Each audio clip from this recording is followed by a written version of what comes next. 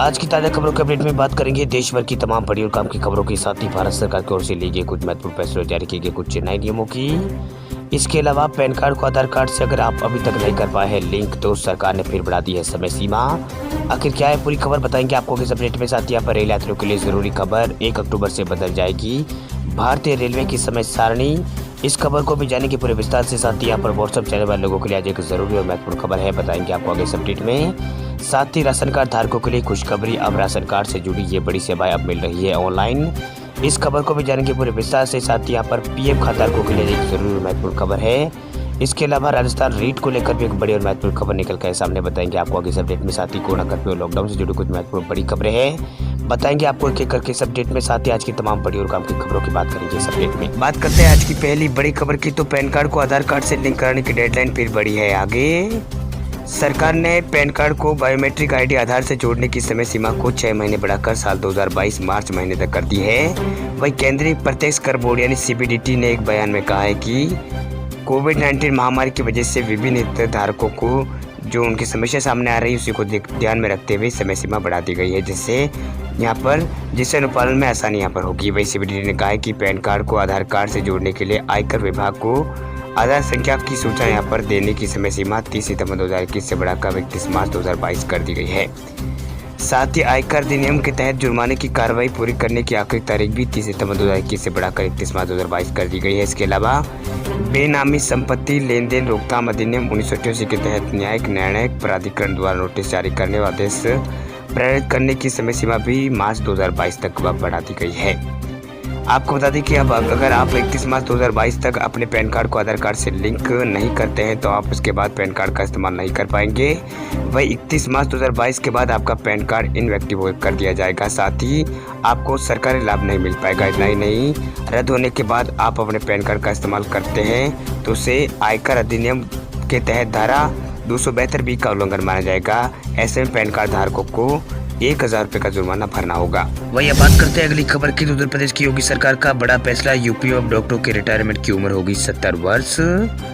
उत्तर प्रदेश विधानसभा चुनाव 2022 से ठीक पहले प्रदेश सरकार ने घोषणाओं की बौछारें यहाँ पर लगा दी। इस क्रम में योगी सरकार बड़ा कदम उठाने जा रही है। यूपी में रिटायरमेंट की उम्र यहाँ पर सरकार बढ़ाने जा रही है। दरअसल योगी सरकार वर्तमान में कोरोना और अन्य बीमारी को देखते हुए स्वास्थ्य विभाग में एक बड़ा फैसला यहाँ पर कर रही है। इसके तहत डॉक्टरों के रिटायरमेंट की उम्र 65 से बढ़ाकर 70 वर्ष यहाँ पर की जाएगी।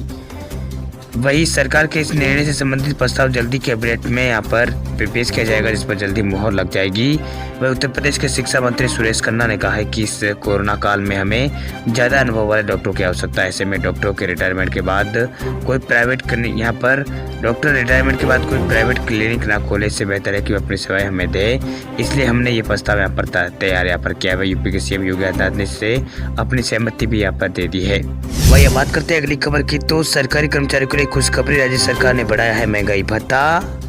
छत्तीसगढ़ के सरकारी कर्मचारियों को राज्य सरकार ने बड़ी सौगात दी है। दरअसल राज्य सरकार ने 1 जुलाई से 5% ये यहाँ पर देने का आदेश सरकार ने दे दिया है। प्रदेश के 4,45,000 अधिकारी और कर्मचारियों को इससे फायदा मिलेगा। वह छठे वेतनमान में 10% की वृद्धि को लेकर आदेश जारी किया गया है। अपनी अपेक्षा से ना चल रहे कर्मचारियों को 5% डीए की सौगात सरकार की ओर से दी गई है। बीते दिन यहाँ पर राज्य भर के सभी शासकीय कर्मचारियों ने 14 सूत्रीय मांगों को लेकर एक दिन का धरना यहाँ पर दिया था। इस दौरान पूरे प्रदेश में शासकीय कामकाज जो था वो ठप रहा था। वही कर्मचारियों का प्रतिनिधिमंडल जो मंडल था उसने सीएम भूपेश बघेल से मुलाकात की और अपना पक्ष रखा था। वह निलंबित मांग का गहनता से विचार कर उचित मांगों में यहाँ पर सहमति बनी थी। वही बात करते हैं अगली खबर की, तो व्हाट्सएप यूजर्स के लिए जरूरी खबर, व्हाट्सएप पर आ रहा है शानदार फीचर। अब अपनी फोटो को अभी बना सकते हैं आप स्टिकर। व्हाट्सएप जल्दी एक ऐसे फीचर को लॉन्च करने वाला है जिससे सभी यूजर्स अपने फीचर्स को स्टिकर में बदल सकते हैं। वही रिपोर्ट के मुताबिक व्हाट्सएप अपने फीचर को अभी यहाँ पर इस फीचर पर अभी यहाँ पर काम कर रहा है। ये नया फीचर बीटा वर्जन को सपोर्ट यहाँ पर करेगा। वही व्हाट्सएप इस फीचर को iOS और एंड्रॉयड दोनों यूजर्स के लिए तैयार करने का प्रयास कर रहा है। इसके साथ साथ व्हाट्सएप इस संभावना पर भी काम कर रहा है जिससे नॉन बीटा यूजर्स को इससे मल्टी डिवाइस फीचर का इस्तेमाल कर सके। इस फीचर्स की पूरी जानकारी हम आपको यहाँ बताएंगे। वही वेब बीटा इन्फो की एक रिपोर्ट के अनुसार इन दिनों व्हाट्सएप अपने नए फीचर पर काम कर रहा है जिसके अंतर्गत सभी यूजर्स को अपनी इमेजेस को स्टिकर में बदलने की सुविधा दी जाएगी। इस फीचर्स का निर्माण भविष्य में होने वाले अपडेट के लिए किया जा सकता है। व्हाट्सएप फीचर ट्रैकर्स के अनुसार जब ये फीचर्स उपलब्ध हो जाएगा तब यहाँ पर कैप्शन बार के पास एक स्टिकर आइकन भी यहाँ पर देखा जा सकता है। वही व्हाट्सएप क्रिएटर द्वारा एक स्क्रीनशॉट शेयर किया गया है जिसमें इसे साफ दिखाई दे रहा है कि अपनी इमेजेस को स्टिकर में बदलने के लिए डायलॉग बॉक्स में एक स्पेशल ऑप्शन यहाँ पर डायलॉग बॉक्स है, उसके अंदर यहाँ पर एक स्पेशल ऑप्शन यहाँ पर देगी जहाँ आप अपनी इमेजेस को सिलेक्ट कर सकेंगे। उसका ऑप्शन पर क्लिक करेंगे तब इमेजेस अपने आप स्टिकर में चेंज हो जाएगी। वही बात करते हैं अगली खबर की, तो रीट 2021 को लेकर बड़ी खबर। रीट परीक्षा के लिए एडमिट कार्ड हुआ है जारी।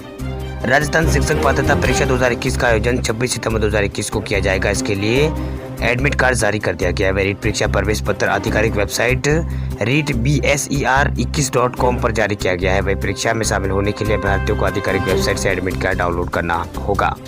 आपको बता दें कि इस बार राजस्थान शिक्षक पात्रता परीक्षा के लिए 16 लाख से अधिक अभ्यर्थियों ने आवेदन किया है। रीट परीक्षा के लिए राज्य में 4000 से अधिक एग्जाम सेंटर बनाए गए हैं।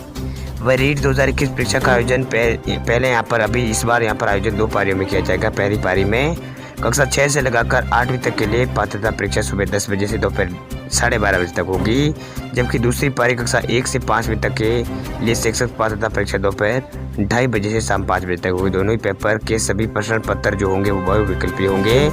वही परीक्षा का कुल समय 2.5 घंटों का होगा। वही आपको बता दें कि रीट परीक्षा का आयोजन करीब 3 साल बाद यहाँ पर किया जा रहा है। इस परीक्षा के माध्यम से राजस्थान के अंदर 31,000 से अधिक पदों को यहाँ पर भरे जाएंगे। शिक्षकों की भर्ती यहाँ पर की जाएगी। वही बात करते हैं अगली खबर की, तो 1 अक्टूबर से बदल जाएगी भारतीय रेलवे की समय सारणी।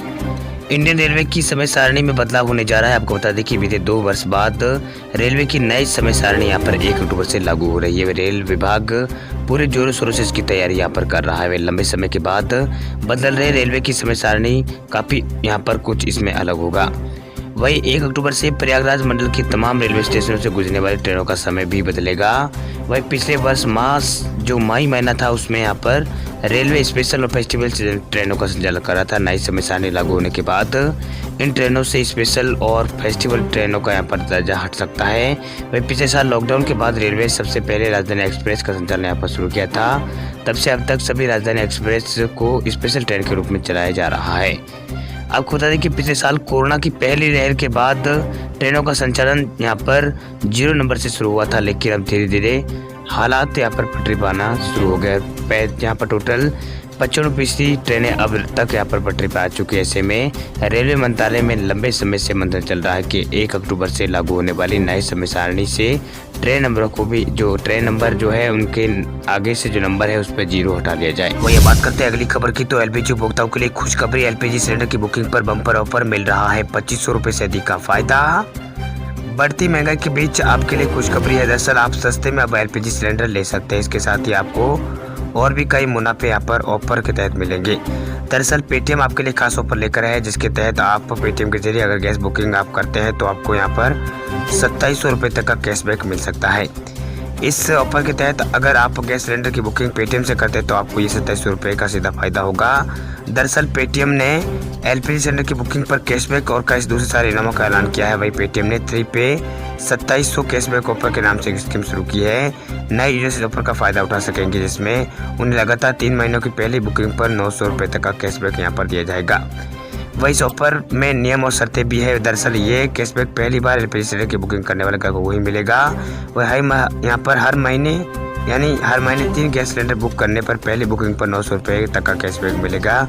ये कैशबैक 3 महीनों तक मिलेगा। यह कैशबैक 10 रुपये से लेकर 900 रुपये तक का हो सकता है। वही बात करते हैं अगली खबर की, तो कोरोना की तीसरी लहर को लेकर बड़ी चेतावनी। आने वाले 3 महीने हैं बहुत ही अहम। त्योहारों पर कहर बरपा सकता है कोरोना का डेल्टा वेरिएंट। देश में पिछले 3 दिनों से जिस तरह से कोरोना संक्रमण के मामले बढ़े, उसे देखने के बाद एक बार फिर कोरोना का डर सताने लगा है। वही कोरोना का ग्राफ कभी नीचे चला जा रहा है तो कभी ऊपर। वही कोरोना के बढ़ते मामलों के बीच तीसरी लहर ने 3rd वेव की यहाँ पर चेतावनी जारी की जा चुकी है। वही कोरोना के ऊपर नीचे जाते ग्राफ को देखते हुए विशेषज्ञों ने अगले 3 महीने काफी अहम यहाँ पर बताए हैं। वही विशेषज्ञों ने चेतावनी जारी करते हुए कहा है कि आने वाले 3 महीनों में कई बड़े त्योहार आने वाले हैं। वही त्योहारों के इस मौसम में काफ़ी भीड़ उमड़ने की उम्मीद है। ऐसे में सभी लोगों को सतर्क रहने की आवश्यकता है। वही विशेषज्ञों ने कहा है कि अगर कोरोना के डेल्टा वेरिएंट से अगर बचना है तो आने वाले यहाँ पर सभी त्योहारों पर घर पे ही जो त्यौहार है वो सभी को यहाँ पर सभी त्योहारों को घर पे ही मनाने की ज़रूरत है। आपको बता दें कि कोरोना के नए वेरिएंट पर अध्ययन यहाँ पर कर रहे वैज्ञानिकों ने पहले आशंका जताई थी कि अगर अगस्त या सितंबर में कोरोना की जो वायरस की जो मौजूदा स्वरूप से अगर मौजूदा स्वरूप से अगर ताकतवर सामने अगर आता है तो अक्टूबर नवंबर के बीच कोरोना की तीसरी लहर चरम पर हो सकती है। विशेषज्ञों ने चेतावनी जारी करते हुए कहा है कि अगर ऐसा हुआ तो दूसरी लहर की तरह ही कोरोना की तीसरी लहर भी यहाँ पर जो डेल्टा वेरिएंट की जो तीसरी लहर है पूरे देश में यहाँ पर कहर मचा सकती है। वहीं दूसरी तरफ कोरोना वैक्सीन को लेकर तैयारियां यहाँ पर जो तैयार की गई तकनीकी से सलाहकार समूह के कोविड-19 कार्यसमूह के अध्यक्ष डॉक्टर NR अरोड़ा ने कहा है कि कई महीनों से जिस तरह से देश में कोरोना वैक्सीनेशन का प्रोग्राम चलाया गया है वही कोरोना का कोई नया वेरिएंट सामने नहीं आया है, उसके कारण ही कोरोना के मामले अभी यहाँ पर काबू में। हालांकि विशेषज्ञों को डर है कि त्योहारी सीजन के समय कोरोना की तीसरी लहर का खतरा बढ़ सकता है। ऐसे में अगर आप कोरोना प्रोटोकॉल का पालन नहीं अगर आपने किया तो हालात और भी बिगड़ सकते हैं। वही अब बात करते हैं अगली खबर की, तो गुजरात, राजस्थान और मध्य प्रदेश में अगले 5 दिन व्यापक वर्षा की संभावना। मौसम विभाग ने जारी किया है अलर्ट। भारतीय मौसम विज्ञान विभाग यानी IMD ने शनिवार को बताया है कि अगले 5 दिनों तक गुजरात, राजस्थान और मध्य प्रदेश में व्यापक रूप से बारिश की संभावना है। वहीं सोमवार से महाराष्ट्र के विदर्भ और मुंबई क्षेत्र में भी भारी बारिश का अनुमान व्यक्त किया गया है। वहीं मुंबई क्षेत्रीय मौसम विज्ञान केंद्र के मौसम वैज्ञानिक डॉक्टर शुभंगी पुटे ने यहाँ पर बताया है कि बंगाल की खाड़ी के ऊपर एक साइक्लोनिक सर्कुलेशन विकसित हो रहा है। जैसे जैसे ये आगे बढ़ेगा वैसे वैसे महाराष्ट्र में यहाँ पर बारिश होगी। वहीं उन्होंने कहा है कि सबसे पहले विदर्भ क्षेत्र में बारिश महाराष्ट्र में होगी। हालांकि ये ज़्यादातर पूर्व से पश्चिमी राज्यों के उत्तरी हिस्सों को कवर करेगा, लेकिन कुछ स्थानों पर भारी से बहुत अधिक भारी बारिश हो सकती है। वहीं उन्होंने कहा है कि इसके बाद उत्तरी महाराष्ट्र के पालघर, ठाणे और मुंबई के तटीय जिलों में बारिश हो सकती है। वहीं मौसम विभाग ने कहा है कि वर्तमान मौसम परिस्थितियों को देखते हुए कहा जा सकता है कि अगले 5 दिनों तक देश के कुछ राज्यों में भारी बारिश देखने को मिल सकती है। वहीं मौसम विभाग के मुताबिक आज पूर्वी राजस्थान और कल यहाँ पर गुजरात और परसों यहाँ पर मध्य प्रदेश के पश्चिमी इलाकों में अच्छी बारिश का अनुमान यहाँ पर लगाया गया है। मध्य प्रदेश में 19 से 22 सितंबर तक व्यापक वर्षा हो सकती है। वहीं IMD के मुताबिक पूर्वी मध्य प्रदेश और महाराष्ट्र और कच्छ क्षेत्र में आज से 22 सितंबर तक व्यापक वर्षा हो सकती है। वहीं उत्तराखंड में 22 सितंबर तक भारी बारिश की संभावना है। वहीं हिमाचल प्रदेश में 21 सितंबर तक जोरदार बारिश का अनुमान है। इसके अलावा बाकी उत्तर पश्चिम भारत में अगले 5 दिनों तक हल्की से मध्यम बारिश हो सकती है। इस बीच ओडिशा और गंगी पश्चिम बंगाल में भी बारिश की गतिविधियों में बढ़ोतरी होगी। वहीं 20 सितंबर तक इन दोनों राज्यों में यहाँ पर भारी बारिश की संभावना जताई गई है। वह मौसम विभाग पहले ही कह चुका है कि इस बार मानसून जो है वो लंबा खिंच सकता है। वहीं भारत में 1 जून से लेकर 30 सितंबर तक वर्षा का मौसम माना जाता है, लेकिन इस बाकी जो सितंबर का महीना बचा हुआ है उसके सितंबर के अंत तक बारिश की गतिविधियों में कमी आने की संभावना फिलहाल नहीं है।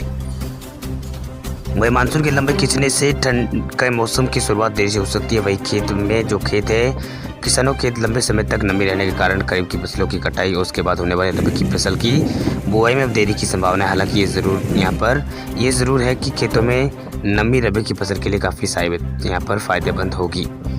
वही स्काईमेट वेदर की रिपोर्ट के बारे में अगर बात करें तो स्काईमेट वेदर के रिपोर्ट के अनुसार संपूर्ण भारतवर्ष का 19 सितंबर 2021 का मौसम पूर्वानुमान क्या कहता है, तो एक कम दबाव का क्षेत्र उत्तरी पश्चिम मध्य प्रदेश और पूर्वी राजस्थान के आसपास के हिस्सों पर बना हुआ है। ये जल्द कमजोर होकर यहाँ पर चक्रवाती परिसर औसत समुद्र तल से 5.5 किलोमीटर की फैला हुआ है। वही मानसून की ट्रफ रेखा जैसलमेर, अजमेर और उत्तर पश्चिम मध्य प्रदेश से चटे हुए पूर्वी राजस्थान पर बने हुए निम्न दबाव क्षेत्र का दशा होते हुए सतना और जमशेदपुर, दीघा और फिर दक्षिणी पूर्वी बंगाल की खाड़ी तक जा रही है। वही चक्रवाती हवाओं का क्षेत्र उत्तरी बंगाल की खाड़ी के पास बना हुआ है। पिछले 24 घंटों की बारिश की बात करें तो मध्य प्रदेश और गुजरात के अलग अलग हिस्सों में अच्छी बारिश हुई है। वही गंगी पश्चिम बंगाल में भी हल्की बारिश यहाँ पर हुई है। वही सिक्किम, पूर्वोत्तर भारत और तमिलनाडु के कुछ हिस्सों में, गुजरात क्षेत्र, मध्य प्रदेश के कुछ इलाकों में बारिश यहाँ पर हुई है। वही स्काईमेट वेदर की रिपोर्ट के अनुसार अगले 24 घंटों में जिन राज्यों में बारिश के आसार है उनमें पूर्वी राजस्थान, गुजरात कुछ हिस्से और गंगी पश्चिम बंगाल, ओडिशा, छत्तीसगढ़ और मध्य प्रदेश के पूर्वी हिस्सों में अलग अलग हिस्सों में हल्की से मध्यम तक स्थानों पर भारी बारिश हो सकती है। वही पूर्वोत्तर भारत और पश्चिमी बंगाल यहाँ पर पश्चिम बंगाल के शेष हिस्से और आंतरिक ओडिशा के कुछ इलाकों में हल्की से मध्यम बारिश हो सकती है।